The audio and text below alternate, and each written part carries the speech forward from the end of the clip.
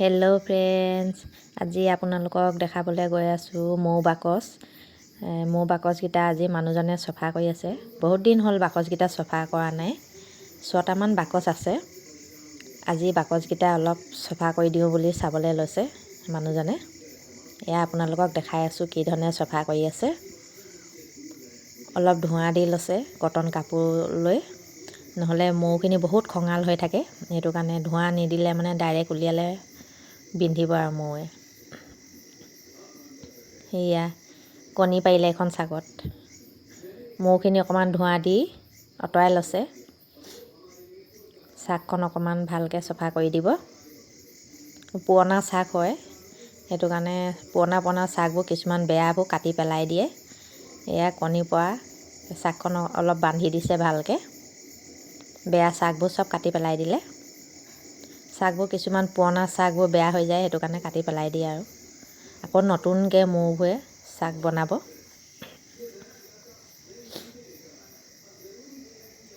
সেয়া বান্ধি দিলে এইখন চাকখন। এতিয়া বাকচটোতে এইটো ফ্ৰেমটো বহাই দিব।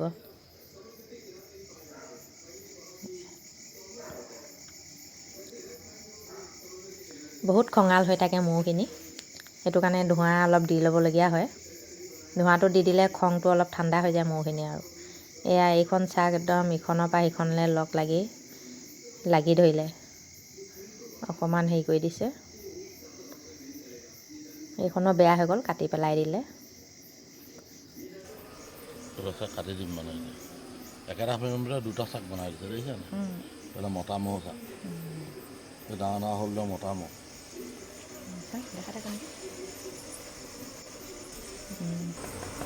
এয়া চব মতা মৌ হয়। চাকখন এতিয়া কাটি পেলাই দিব, একো কাম নাই। এয়া মৌখিনি বাকচটোলৈ ভৰাই দিছে, চব বাকচটোৰ ভিতৰলৈ সোমাই গৈছে। মৌখিনি থাকিলে চাকখন কাটি পেলাব নোৱাৰে, সেইটো কাৰণে মৌখিনি আঁতৰাই লৈছে। আৰু এই বাকচটোৰ ওচৰত পাথৰকেইটা দি থৈছে, মানে কন্দুৱে বহুত ডিষ্টাৰ্ব দিয়ে। ৰসবোৰ খাই দিয়ে, মৌবোৰ মাৰি দিয়ে, সেইটো কাৰণে মৌবোৰ ওলোৱা সময় আকৌ গেটখন অকণমান সৰু কৰি দিছে পাথৰকেইটা দি।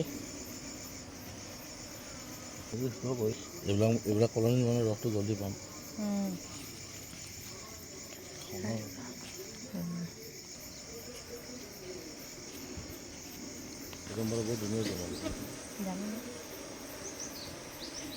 কন্দুবোৰ পৰা চাই থাকিবলগীয়া হয়, কন্দুৱে বহুত ডিষ্টাৰ্ব দিয়ে নহ'লে। এইটো বাকচত ঠিকেই আছে।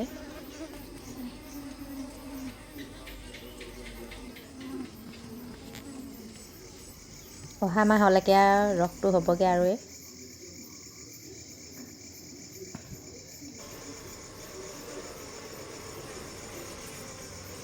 এয়া ৰস হৈছেগৈ।